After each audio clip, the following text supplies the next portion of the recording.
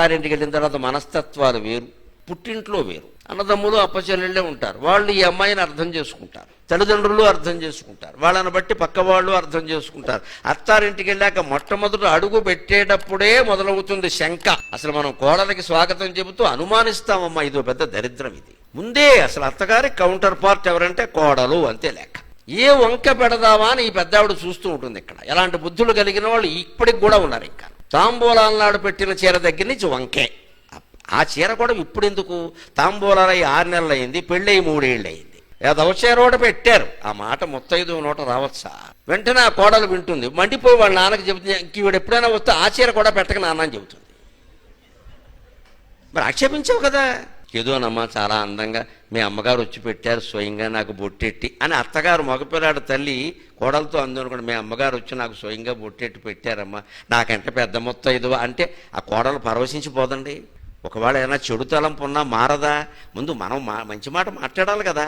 నేను ఎందుకు మాట్లాడతానో వారు మాట్లాడాక అప్పుడు ఆలోచించుకుని స్పీకర్ గారు నాకు మైక్ ఇచ్చాక ఇలా లోక్సభ రాజ్యసభ, మరి కుటుంబాలు కూడా పార్లమెంటు తగాదాలు తయారయ్యండి. నేను ఎందుకు మాట్లాడాలి, నేను ఎందుకు ఫోన్ చేయాలి? పనికి మాలిన వాళ్ళందరికీ గంటలు ఫోన్ చేస్తాం, వియ్యపురాలకు ఫోన్ చేయం, వియ్యంకుడికి అసలు చెయ్యం. నేను ఎందుకు చేయాలి, వాళ్ళే చేయాలి అంటే ఎవరు ఇద్దరు ఎలాగే అనుకుంటారు, భీష్మించి కూర్చుంటారు. అది ఎవరు మాట్లాడలేదనుకోండి, విజయపురాలు మాట్లాడక వియ్యంకుడు మాట్లాడక వీళ్ళు భీష్మించి కూర్చుంటే 3 ఏళ్ల బట్టి మాట్లాడలేవు. లేకపోవడానికి ఎవరు కారణం? స్మార్ట్ ఫోన్ అక్కడ సిద్ధంగా ఉంది, కనీసం ఓ మెసేజ్ పెట్టచ్చు. మనం ఎందుకు మాట్లాడాలి? అంచేతనే ఆడపిల్లకి వేళ అత్తారింట్లో ఉండడం చాలా కష్టం అవుతుందండి.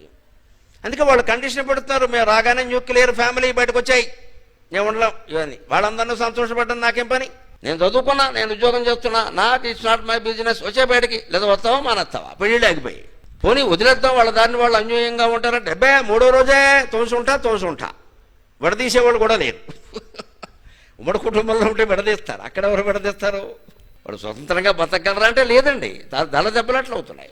మనతో ఉంటామంటే రకరకాల వాళ్ళు అడ్డమో మనం అడ్డమో తెలియదు. ఇంతంతటికి ఒకటే కారణం అండి, మన మనస్సు ఎందుకు విశాలంగా ఆలోచించదమ్మా, నాకు అర్థం కాదు. వాడు చేయకపోతే నేను ఎందుకు చేయాలి? నేను ఒకసారి చేశాను, వాళ్ళు లిఫ్ట్ చేయకపోతే షిఫ్ట్ చేస్తారు, నీకు ఎందుకు ఇంకోసారి చేయలేదా? ఇదో వంక. అసలు మనం చేసేటప్పుడే వాళ్ళు లిఫ్ట్ చేయకపోతే బాగుండు, ఇంకెప్పుడు చేయక్కల, ఇదో దురుద్దేశం. కొంతమంది ఫోన్ చేస్తే ఇలాగే ఉంటుంది, వాళ్ళు లిఫ్ట్ చేయకపోతే బాగుండు, ఆ వంకని ఇంకెప్పుడు చెప్తే. అలాంటి ఉద్దేశంతో చేయడం ఏంటంటే ఫోను, వాళ్ళు లిఫ్ట్ చేయాలి, మాట్లాడాలని చెయ్యాలి, చేయకపోతే మరోసారి చెయ్యాలి. వాళ్ళు మన బంధువులు కదా, మరి బంధుత్వాలు ఎలా నిలబడతాయి?